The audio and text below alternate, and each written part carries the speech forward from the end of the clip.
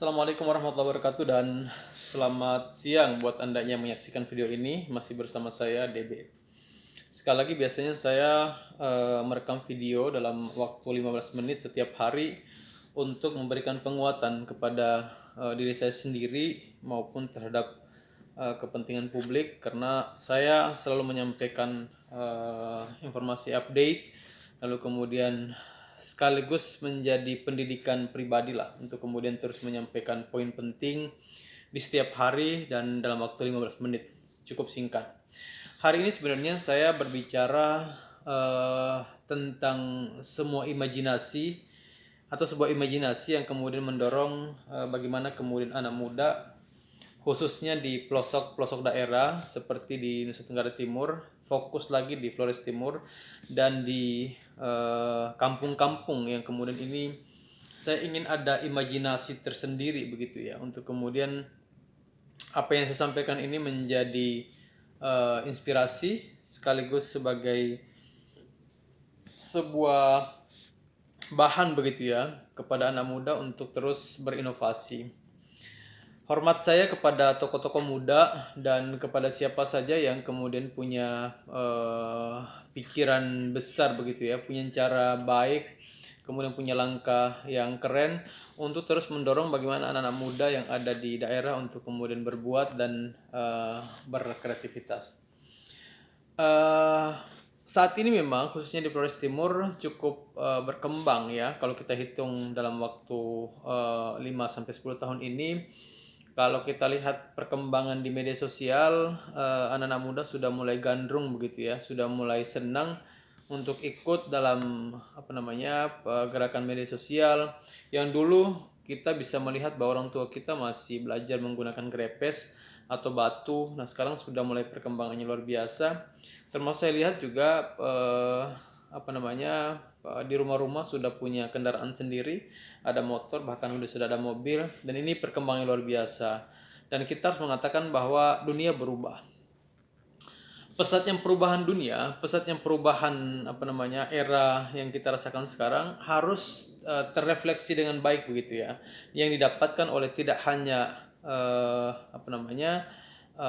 orang yang punya finansial yang banyak, tetapi harusnya perubahan ini bisa dilakukan oleh siapa saja.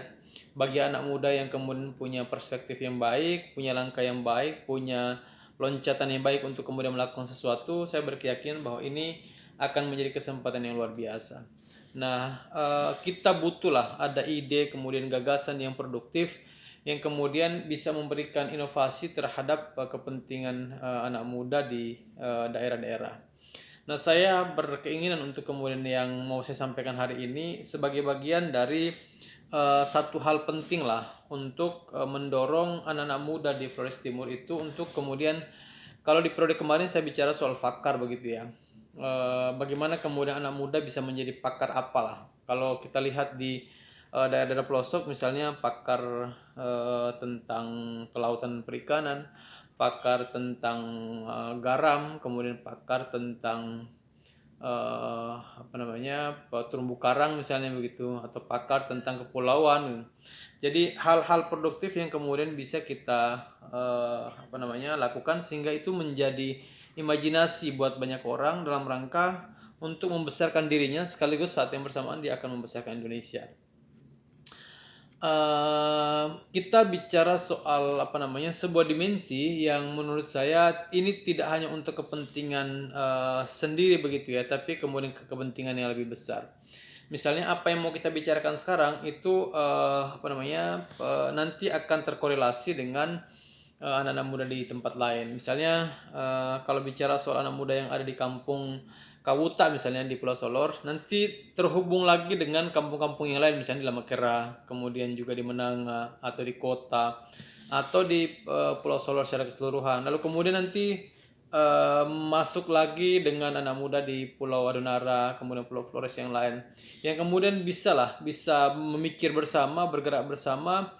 Kemudian ini kita berbicara secara kolektif lah supaya apa yang menjadi kita tuju itu ada relevansinya begitu ya, ada hubungan keterkaitan antara satu tempat dengan tempat yang lain, satu daerah dengan daerah yang lain. Kita butuh sekali relevansi itu untuk kemudian menguatkan kita, karena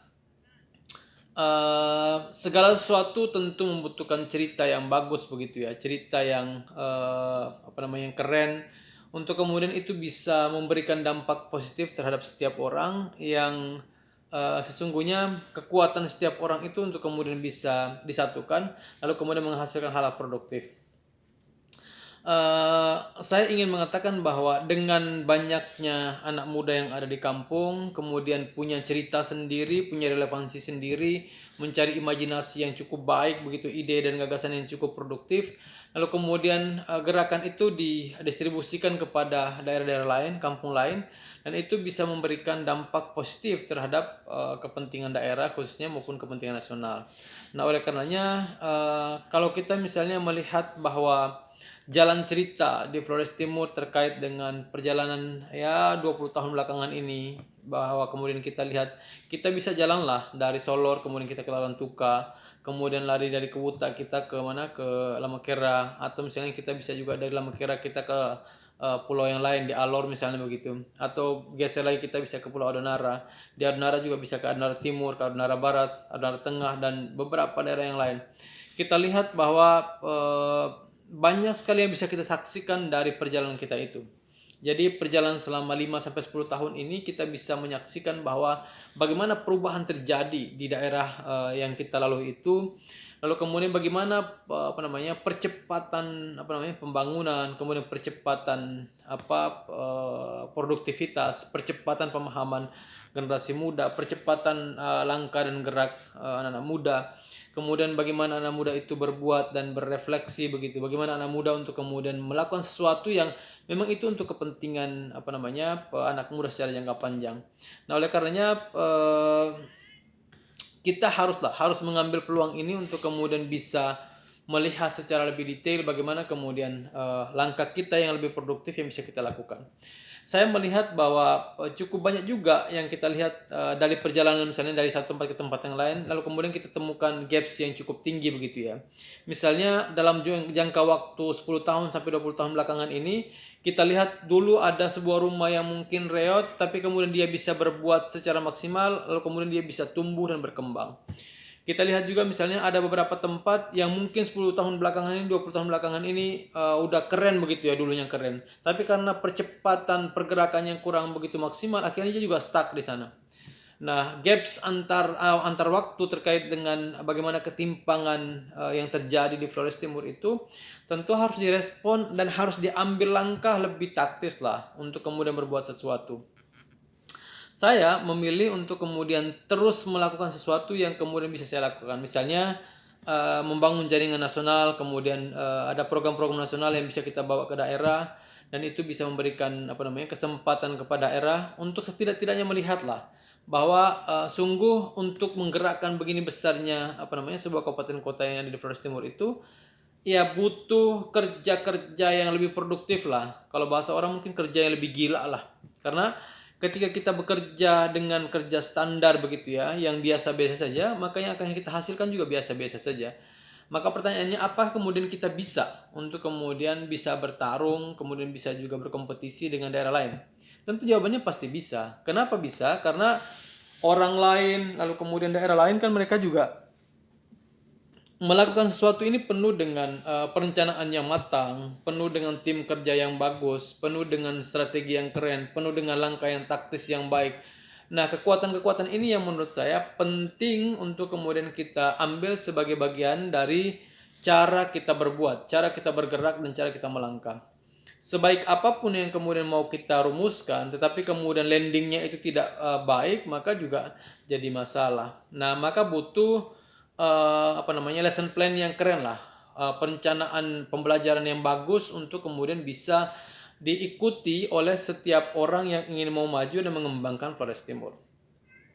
Saya merasa bahwa anak-anak muda kita sebenarnya punya nilai produktivitas yang bagus, punya cara yang keren, punya kemauan yang kuat begitu, punya keinginan kebersamaan yang kuat. Hanya bicara soal bagaimana kemudian kekuatan ini bisa dirangkai menjadi satu, kekuatan ini bisa dikumpulkan menjadi satu, kekuatan ini bisa kemudian dielaborasi menjadi lebih keren, kekuatan ini bisa rangkai menjadi sebuah langkah yang lebih keren. Maka kalau kemarin 1-2 orang berbuat untuk kemudian mengembangkan daerah ini menjadi maju, maka semakin banyak orang yang kemudian bergerak lebih pesat, lebih baik, lebih keren, bahkan akan lebih cepat juga majunya. Nah, oleh karenanya apa yang menjadi kegelisahan kita tentang sebuah ketimpangan yang terjadi dan kepedulian yang kemudian terjadi di Flores Timur itu, saya kira ini harus dilihat sebagai sebuah hal yang kemudian harus kita kerja bersama. Sebuah jalan, kemudian sebuah jalan pengabdian yang kemudian kita harus ambil bersama. Sebuah tahapan yang kemudian semua orang harus berpegangan tangan untuk bergerak ke depan. Nah, oleh karenanya apa yang menjadi kekuatan bersama untuk kemudian mendorong perbaikan dan perubahan Flores Timur ini harus dirangkai secara maksimal. Nah, bagaimana kemudian ketimpangan lalu kemudian kepedulian yang terjadi di Flores Timur? Saya kira kalau bicara soal bagaimana kemudian pendampingan pemerintah terhadap kekuatan Flores Timur, saya kira itu juga menjadi menarik. Oleh karenanya saya berharap kita semua bergerak dan berusaha